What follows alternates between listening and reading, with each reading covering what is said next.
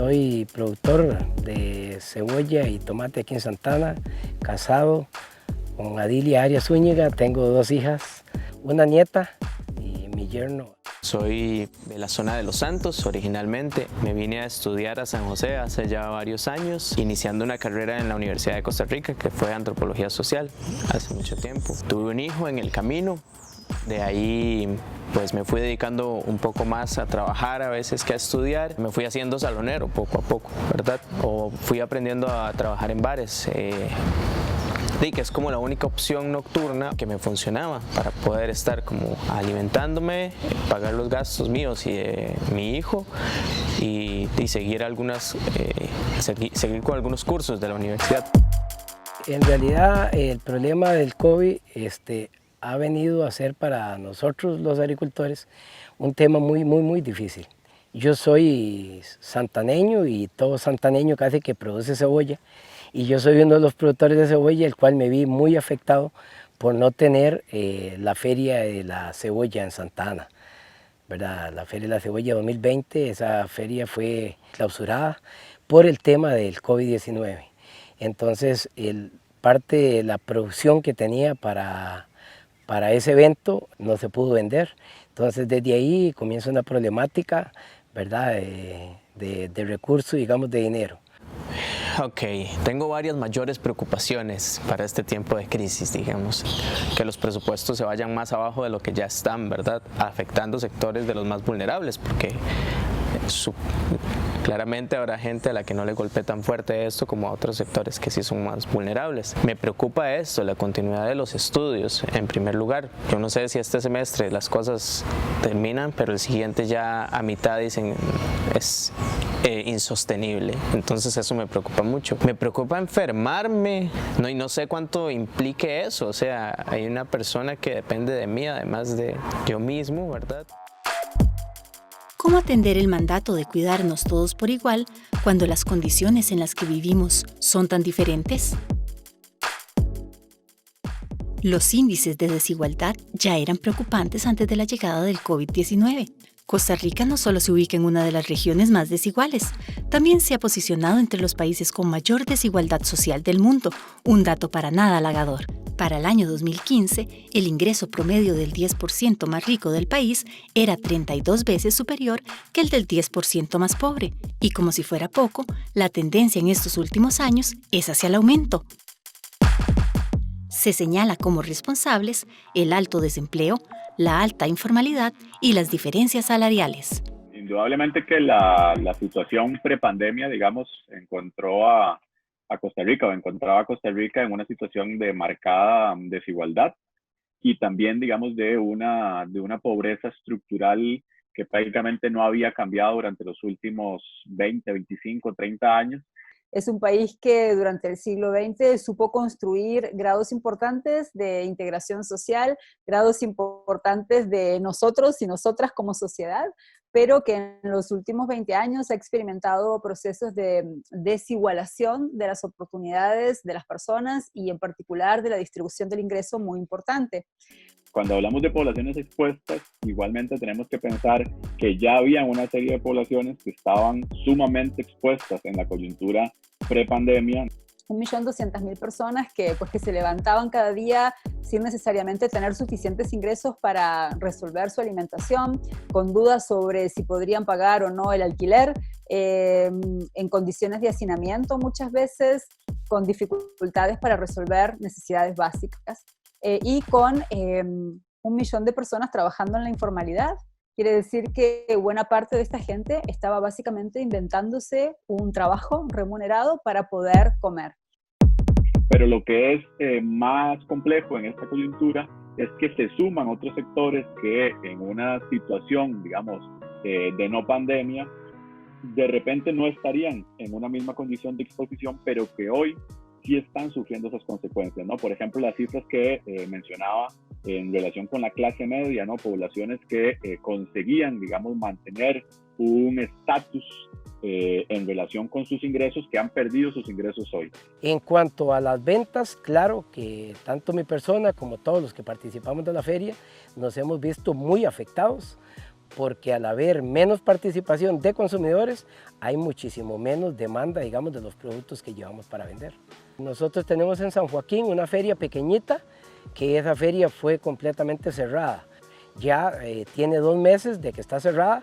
Mi esposa era una de las participantes que asistían a esa feriecita y hoy por hoy, como le digo, esas ventas se han visto completamente, digamos, o el ingreso económico que percibíamos de esa feriecita tiene 2 meses que ya dejó de llegar a nuestro bolsillo, ¿verdad?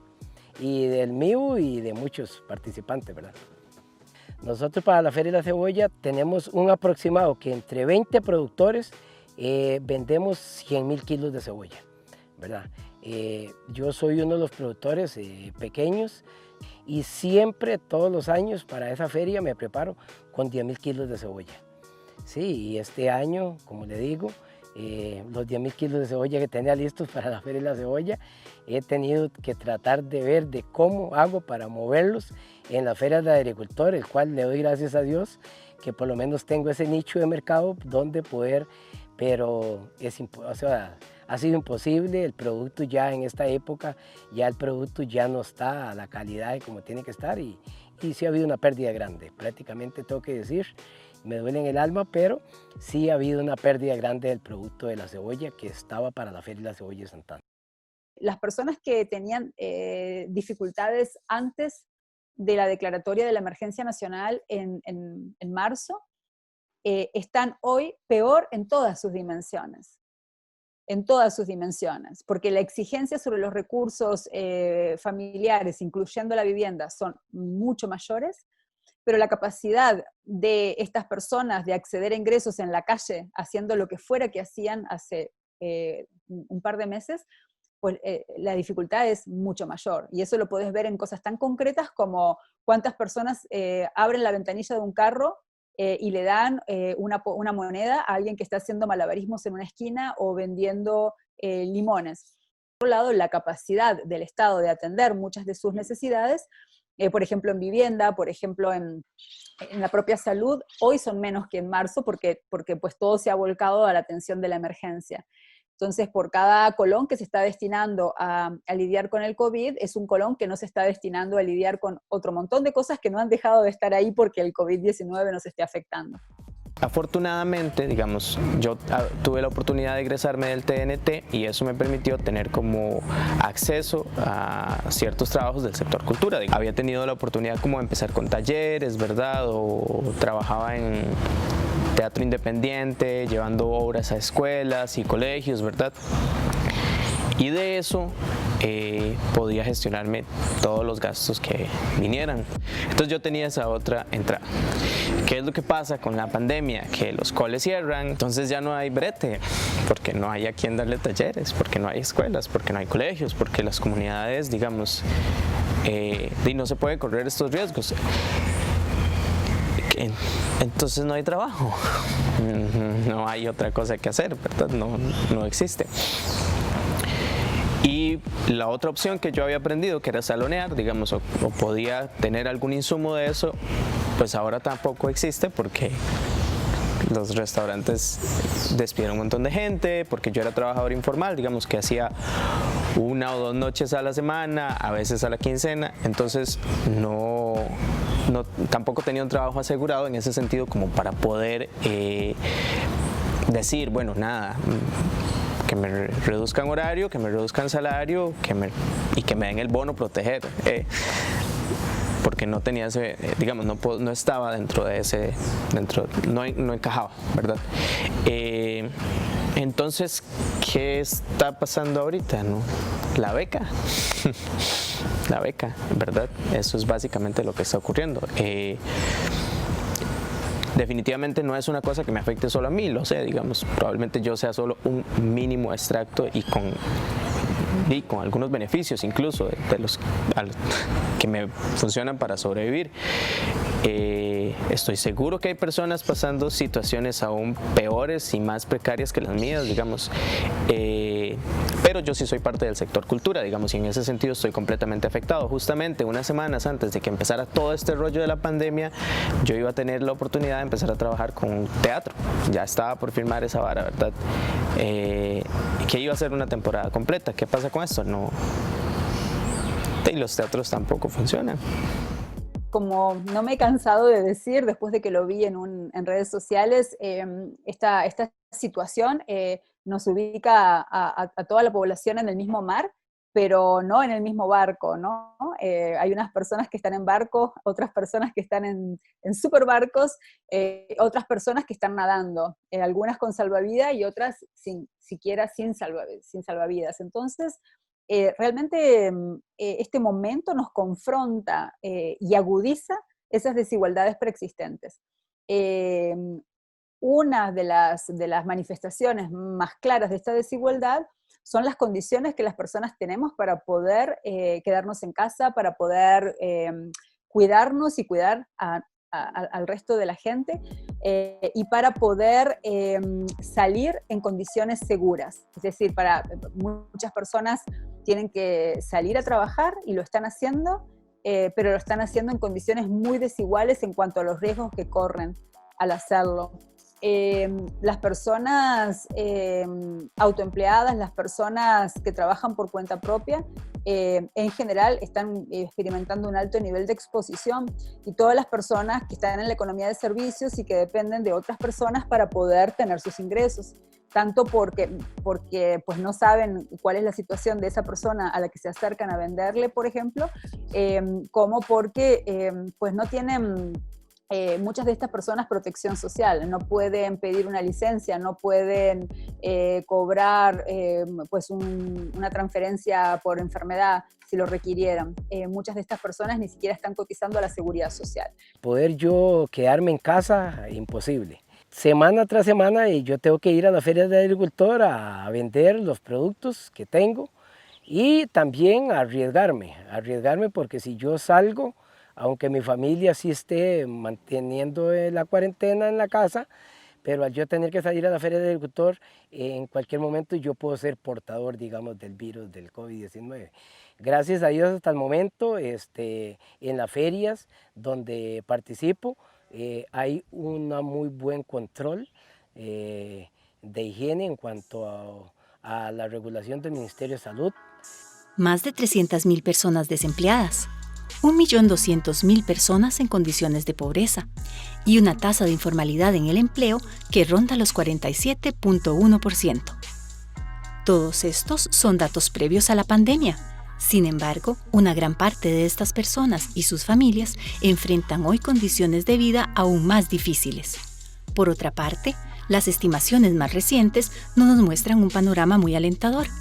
Para Costa Rica, en las ramas donde la afectación es total, como el sector turismo, se estiman que 200.000 personas ocupadas habrían perdido sus ingresos y 61.000 hogares serían afectados directamente. Y si se amplía a todas las ramas de la actividad afectadas con una pérdida del empleo del 10% o más, estaríamos frente a 450.000 puestos de trabajo perdidos o con reducción de jornada y más de 300.000 hogares afectados. Entonces llegamos a esta situación, y en esta situación, con este contexto, tenemos que enfrentar el triple reto de lidiar con el virus, de lidiar con esta situación socioeconómica, y también con la presión que pone sobre la sociedad, el malestar que genera esto. Este triple reto no es solo de Costa Rica, ¿no? Todos los países de la región y del mundo están simultáneamente lidiando con el virus, con el hambre y con la inestabilidad política, el malestar social que todo esto está generando. Y cada país al mismo tiempo lo enfrenta con diferentes fortalezas. En el caso de Costa Rica, la gran fortaleza que tenemos para enfrentar esta situación es un Estado social robusto, que se ha venido erosionando en algunos aspectos de una manera importante, pero que es sin duda robusto a este momento, y en áreas de la política pública centrales para enfrentar esta situación, como es el de la seguridad social y el de la salud. Como en todos los elementos que estábamos discutiendo, es necesario como establecer diferencias, distinciones que nos permitan leer más, digamos, detalladamente la situación, ¿no? Ha sido reconocido nacionalmente, internacionalmente, digamos, el rol que han jugado las instituciones de salud, el Ministerio de Salud, la Caja Costarricense de Seguro Social, y cómo, digamos, se han mostrado eficientes y eficaces las medidas sanitarias y de salud pública tomadas para sostener, digamos, la pandemia. En ese sentido, está claro que la herencia, digamos, institucional ganada durante décadas de tratar de fortalecer el sistema de salud, de contar, digamos, con un sistema de seguridad social robusto, hoy nos encuentra, digamos, con una situación muchísimo mejor que la de la mayoría de países de América Latina para enfrentar la situación, ¿no? Esto contrasta hasta cierto punto y en esto creo que la distinción es la que cabe precisamente con las medidas tomadas en materia social y en materia económica, ¿sí? Por supuesto que es muy complejo tener, digamos, todas las soluciones para un escenario que, si bien se podía anticipar, no se podía, digamos, realmente dimensionar en todos sus efectos, en todas sus consecuencias.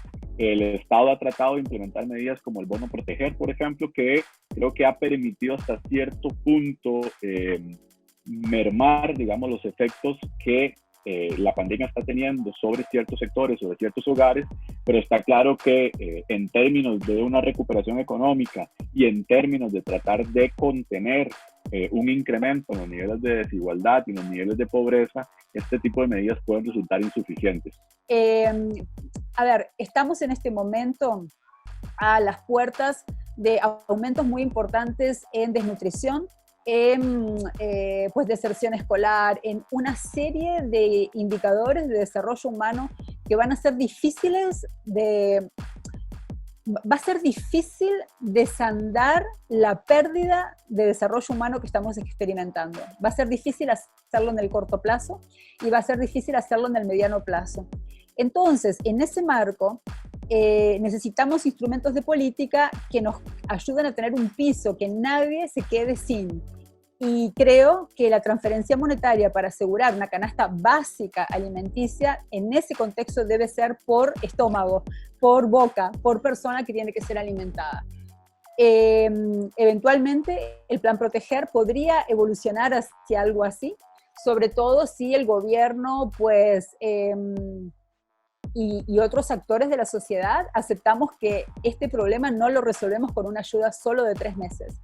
Estamos al punto de que se cierre ese periodo para muchas personas y todavía no hemos tocado fondo, lamentablemente, todavía no hemos llegado al punto peor de la crisis para poder decir, bueno, ya no va a haber más pérdida de empleo. La gran preocupación que yo veo que podemos tener los productores es que el COVID-19 es algo del cual yo creo que va a ser por durante mucho tiempo, ¿verdad? Entonces, conforme va pasando los meses, ahora que viene la época fuerte, la época de invierno, de lluvia, entonces, para nosotros, los que vivimos de la agricultura, la época de invierno es más difícil para producir. Y si es más difícil para producir, al estar el COVID-19, también las ferias del agricultor cada día se van a ver más afectadas. Y la discusión pasa a ser no una discusión humana de lo que las personas necesitan, sino una discusión fiscal de si podemos acercarnos a las personas con esos recursos que necesitan. Costa Rica, por su pasado igualitario y por una percepción de sí mismo como una sociedad de igualiticos, como decía Carlos Sojo, que en paz descanse, tiene dificultad para abordar este problema y para pensar que aquí hay una desigualdad socioeconómica muy importante, asociada al mercado laboral una parte, pero la otra es a la riqueza de unas pocas personas. Y este es un momento en el que necesitaríamos de la solidaridad de estas personas, no en la forma de caridad, no en la forma de donaciones, sino en la forma de financiamiento público para que el Estado pueda asignar recursos tanto para transferencias monetarias como para garantizar que nadie se quede sin luz, que nadie se quede sin agua, que nadie se quede sin internet, y también para financiar la seguridad social. Lo tenemos que resolver, por ejemplo, revisitando las moratorias que se aprobaron en marzo y pensando si deberían estar condicionadas a ciertas cosas que algunas empresas hagan, como por ejemplo mantener la planilla laboral. Hoy tenemos empresas de las más grandes de la economía que están haciendo reducción de jornada laboral al mismo tiempo que no están pagando renta ni están pagando IVA. Sin embargo, sí lo están cobrando. y ese capital lo están usando ¿para qué? Para capitalización, mientras hay gente que está pasando hambre. ¿Es este el momento para usar el dinero para la capitalización? Estamos habilitando que un sector dinámico y poderoso de la economía se vea librado de contribuir en este dificilísimo momento, donde tenemos una explosión de necesidades y una contracción de los ingresos públicos. Tenemos que resolver este tema. Y yo creo que lo que cabe en un momento como esto es, por supuesto, un Estado, un gobierno y un sistema político en el que los diferentes actores que participan tomen conciencia de la situación en la que estamos y que se traten de habilitar mecanismos y canales de diálogo que parta, me parece, y esto es fundamental, de reconocer esas disparidades en términos de rentas, en términos de ingresos, y que en ese sentido cada uno de los sectores sepa también participar en función de esa realidad y no, digamos, de proteger solamente o tratar de resguardar solamente, digamos, sus intereses sectoriales. Creo que ahí el gobierno hasta cierto punto no ha sido lo suficientemente, digamos, beligerante para tratar de participar a todos los sectores de la sociedad, a todos los sectores de la población en un gran debate, y esto se ha notado en una cierta inclinación en términos de las medidas que se han tomado a, digamos, primero tratar de proteger, de resguardar sobre todo los intereses de sectores empresariales que han sido también de los que más han presionado durante toda esta coyuntura. Yo creo que este es un momento para apelar a lo mejor de todas las personas y a la conciencia de nuestra interdependencia y a la fragilidad de estas interdependencias y a cómo entonces cuidarlas, porque muy difícilmente una persona o una familia vamos a salir adelante si todas las personas y todas las familias no salimos adelante. Por eso es que tenemos que apostar a soluciones colectivas. Algunas, buena parte de ellas requieren de un liderazgo estatal, pero no acaban en el Estado. Y muchas de ellas requieren de un liderazgo social, organizado. Voy a poner un ejemplo de uno que considero central, y es que tiene que ver con el uso del dinero que cada persona hace, del dinero que tiene en su bolsillo, las personas que siguen teniendo ingresos estables o ingresos de algún tipo.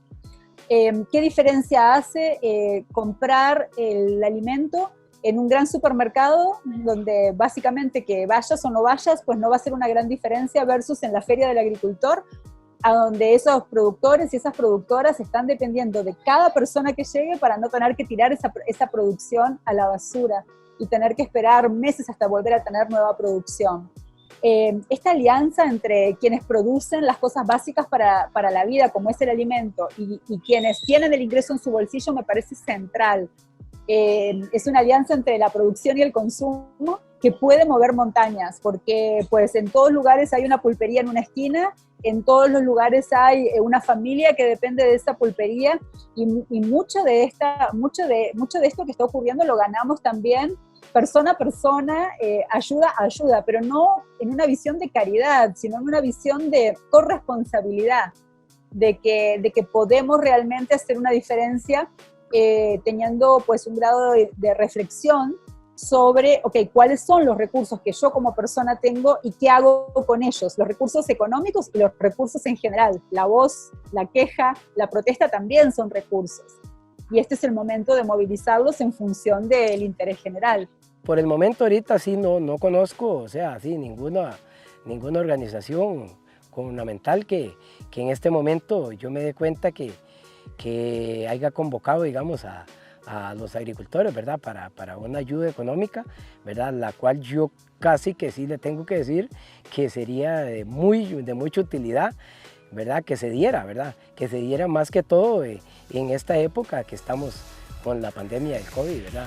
Que sí, como le digo y le repito, sí se nos está haciendo bastante difícil, porque al bajarse en las ventas, los ingresos son menos y los gastos siempre siguen siendo los mismos. Y tampoco yo puedo parar de sembrar, porque ya ahí es de lo que yo vivo y es de lo que yo dependo. Y entonces ahí lo que queda es, bueno, y ahí, como decimos nosotros, a lo criollo, a lo tico, lo que queda es poner el pecho al frente y seguir en pie de lucha, ¿verdad? Y ver, digamos, hasta dónde.